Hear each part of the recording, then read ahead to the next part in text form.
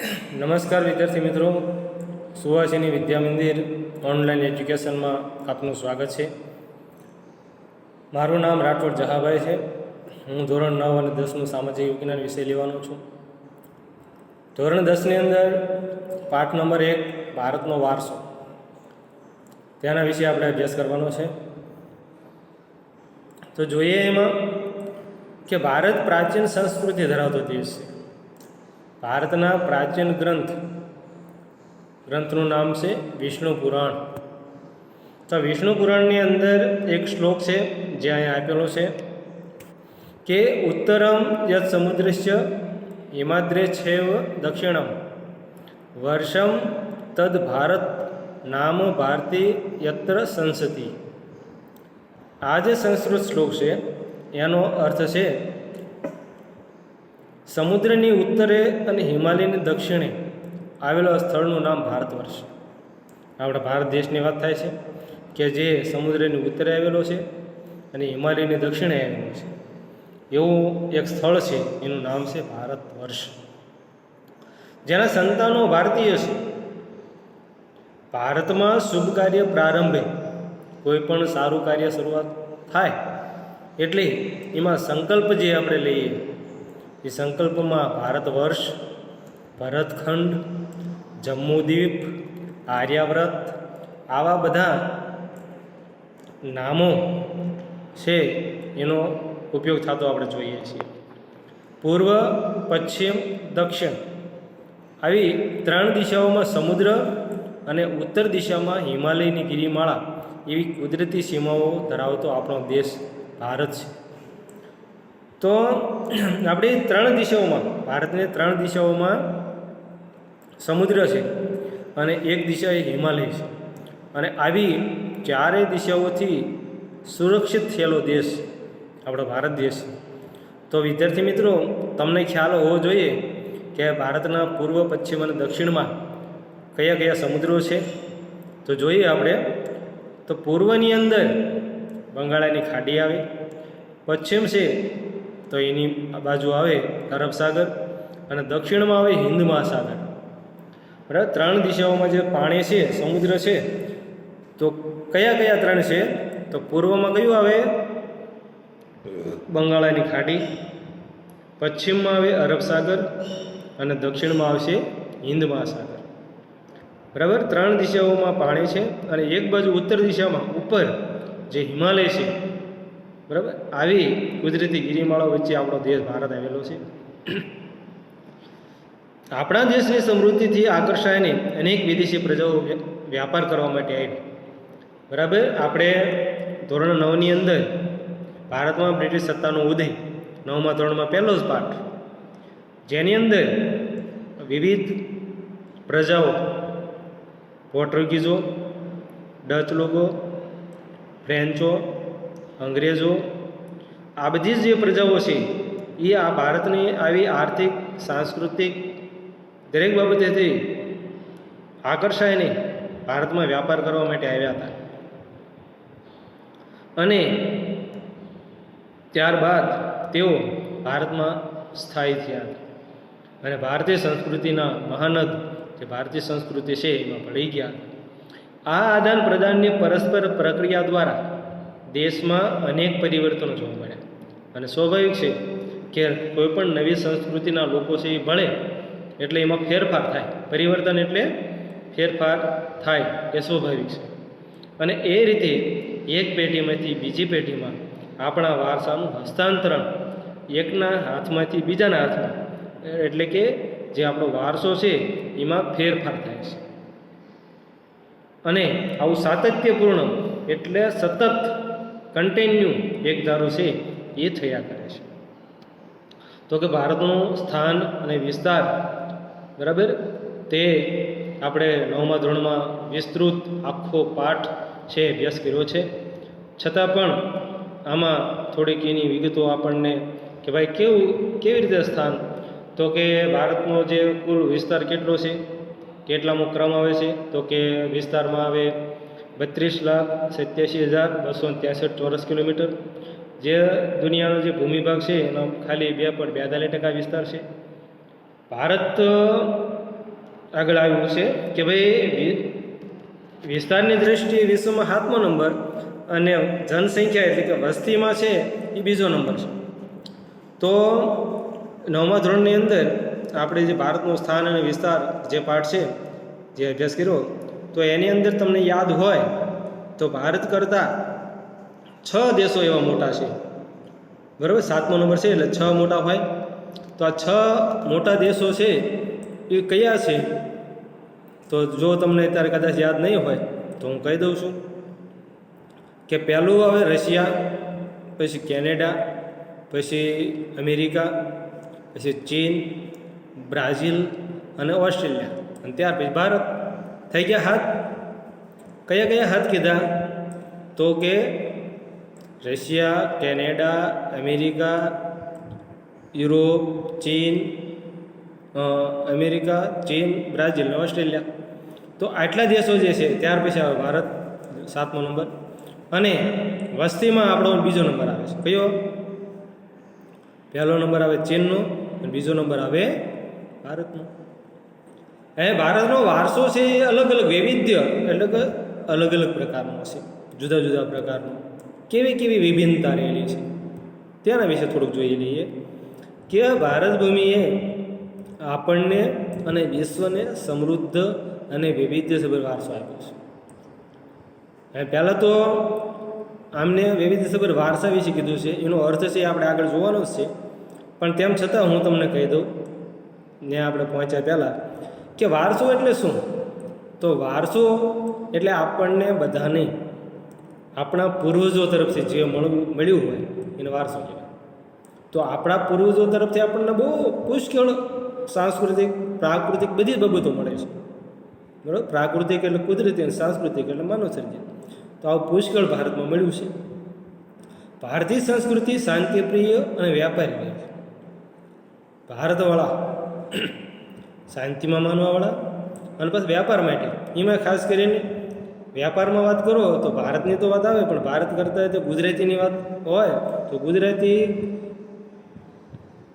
દરેક કોઈ પણ રાજ્યનો બીજો માણસ હોય એ જે વ્યાપારમાં ખોટ કરતો હોય ત્યાં ગુજરાતી લાભ કરે, એમાં નફો ગોત્યા, એવું ગુજરાતી.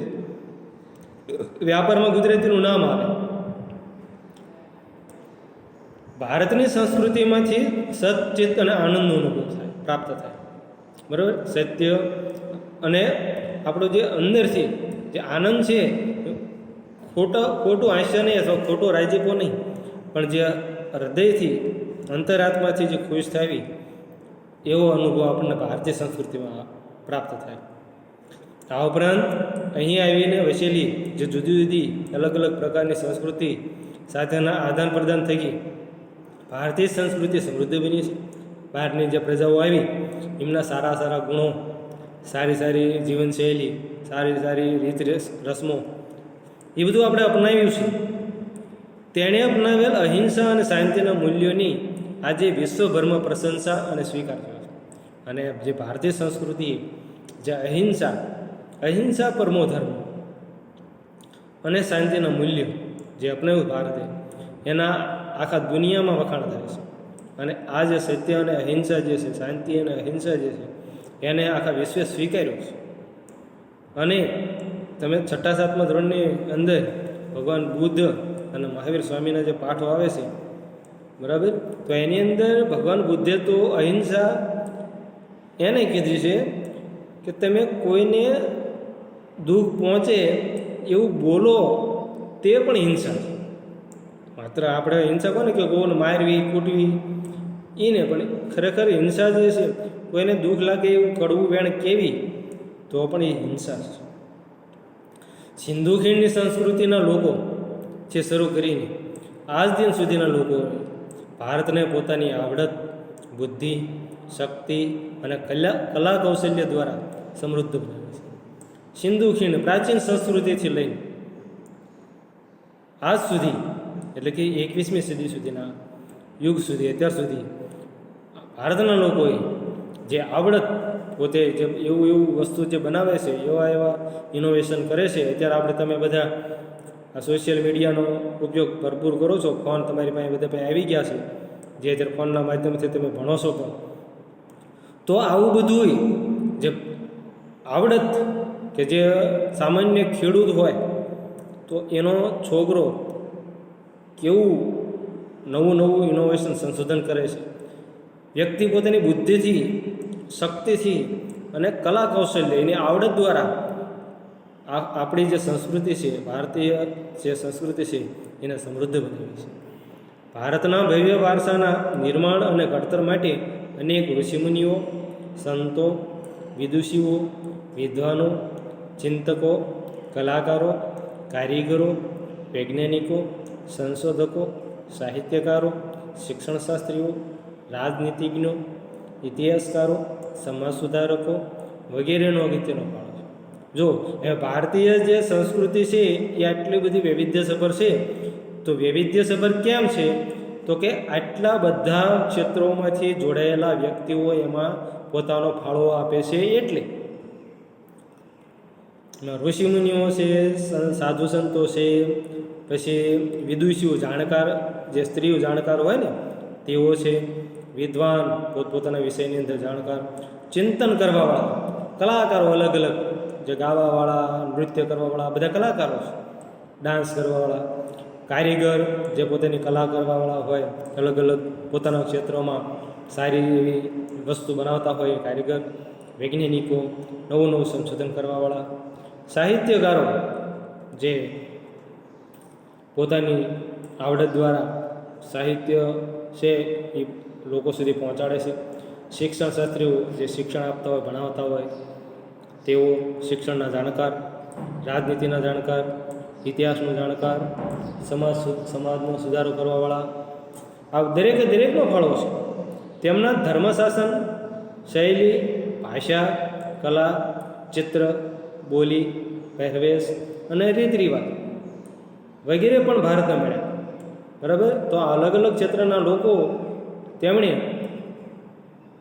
ધર્મ, શાસનની કેવી પદ્ધતિ? તો ભારત છે એ લોકશાહી છે.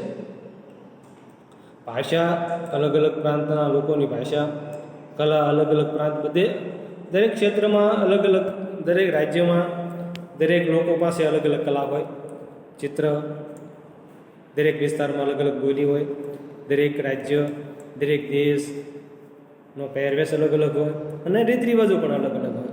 તો આ બધું જ બહારથી જે પ્રજાઓ આવી તો એના લીધેથી આપણે આ બધું સારી સારી બાબતો જે હતી એને આપણે અપનાવી છે. આ રીતે ભાતીગળ સંસ્કૃતિ નિર્માણ થયું. ભાતીગળ એટલે અલગ અલગ જુદા જુદા પ્રકારની વિભિન્ન પ્રકારની સંસ્કૃતિઓ જે ભારતમાં ભળી અને એના લીધેથી ભારતની જુદી જુદી જાતની જે સંસ્કૃતિ છે એનું નિર્માણ થયું છે. તો આપણે સંસ્કૃતિ એટલે શું તે પહેલાં જોઈ લઈએ કે સંસ્કૃતિ એટલે જીવન રીત, શોર્ટ એન્ડ સ્વીટ. જે આપણા જીવનની રીત કેવી છે, કેવું જીવન જીવીએ છીએ આપણે, એની વાત છે. દેશ કે સમાજમાં કાળક્રમે બદલાતા સંજોગોને અનુસાર જનજીવનમાં આવતા પરિવર્તનો, બરાબર? કોઈ પણ દેશ હોય, જો ભારતની અંદર જેવા લોકો છે, જેવો પહેરવેશ છે, જેવી બોલી છે, એવા America, Australia, England, Africa, Pakistan, Sri Lanka, West Indies, ન્યૂઝીલેન્ડમાં ન હોય. કે સમાજમાં કાળક્રમે એટલે કે સમયે ભારતની અંદર જે પહેલાં પહેરવેશ હતો એવો હવે પાછો પહેરવેશ ભારતમાં નથી. દેશ વચ્ચે એટલે કે ભારત અને અન્ય દેશો એમનો પહેરવેશ અલગ હોય, ખોરાક અલગ હોય, રહેણી કહેણી અલગ હોય. એવી જ રીતે ભારતની અંદર સમયે બદલાય. ભારતના લોકો પહેલાં જેવા કપડાં પહેરતા હતા, પહેલાં જેવું જીવન જીવતા હતા, પહેલાં જેવું ખાતા હતા, પહેલાં જેવું જીવન જીવતા એવું હવે જીવતા નથી. હવે એમાં પરિવર્તન આવી ગયું છે, સુધારો થઈ ગયો છે. સામાજિક નીતિ, સમાજની અંદર સમાજના જે લોકો છે એમની જીવવાની રીત બદલાઈ ગઈ છે. બરાબર? આ દરેક બાબતમાં ભિન્ન સમાજોની સંસ્કૃતિ બને છે. બધા જ લોકો છે બીજાને જોઈને અન્ય સંસ્કૃતિની છે એ કોપી કરતા હોય છે અથવા જોતા હોય છે અથવા એમાં ફેરફાર લાવતા હોય છે. એમ નામ તો કાંઈ જોયા વગર ખ્યાલ તો આવે નહીં, બરાબર. અન્ય સંસ્કૃતિનું આપણે જોઈવી તો એના લીધેથી જ તે આપણને ખ્યાલ આવે કે ભાઈ બહાર હોટલોમાં જમવા જાય છે, આવી રીતે કપડાં પહેરે છે, આવી રીતે રહે છે.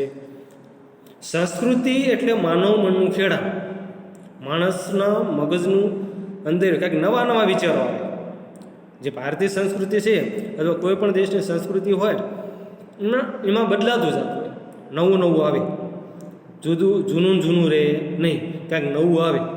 કઈ વસ્તુ નવી આવે તો કે માનવ સમાજની ટેવ, જૂની પહેલાંની જે ટેવો હોય કે ઘરે જ ખાવું, તો એની જગ્યાએ હવે બદલાઈ ગયો છે નિયમ, હવે બધા બહાર ખાય છે.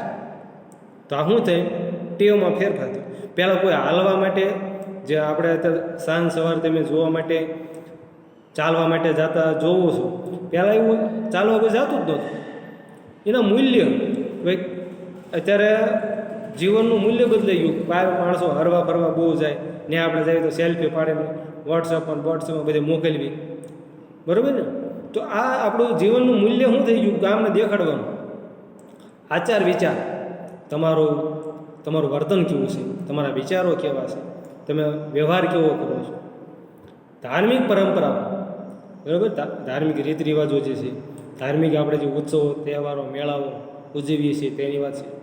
રહેણી કહેણી કેવી રીતે રહીએ છીએ, અને જીવનને ઉચ્ચતમ ધ્યેય સુધી સારામાં સારું જીવન જીવવા માટે, આપણા જીવનને ઉન્નત માર્ગો તરફ લઈ જવા માટે આપણે જે કંઈ આદર્શોને આપણે અપનાવીએ અથવા આ બધા આદર્શોનો જે સરવાળો છે એને સંસ્કૃતિ કહેવાય.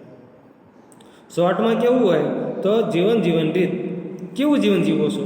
તો કે ભારતીય સંસ્કૃતિ છે એમાં જીવન રીત એવી છે. પહેલી તો આપણે તમને ખાલી સમજાવવા માટે કે તમે જાગીને તમારા માતા પિતાને પગે લાગો છો, તો આ તમારી જીવન રીત થઈ. અમેરિકામાં આવું છે બનતું નથી. ત્યાં જે બાળકો છે એ કાંઈ જાગીને એના માતા પિતાને પગે લાગતા નથી. તો આ આપણી સંસ્કૃતિ થઈ, સંસ્કાર છે, બરાબર. તો આપણે આજે ભારતનો વારસો, એમાં જે ભારતનું સ્થાન અને વૈવિધ્યસભર વારસો જે છે એ સિવાય આપણે સંસ્કૃતિનો અર્થ સુધી આપણે જે જોયું. ત્યારબાદ આગળ આપણે હવે ભારતીય સંસ્કૃતિનો વારસો જે છે એના વિશે આપણે પછીના પીરિયડમાં આપણે અભ્યાસ કરીશું, બરાબર. તો અહીંયા આપણે આ પાઠ છે, લેક્ચર છે એ આપણે પૂરો કરીએ છીએ, અને આગળનો પાઠ છે એ નેક્સ્ટ પીરિયડની અંદર લઈશું.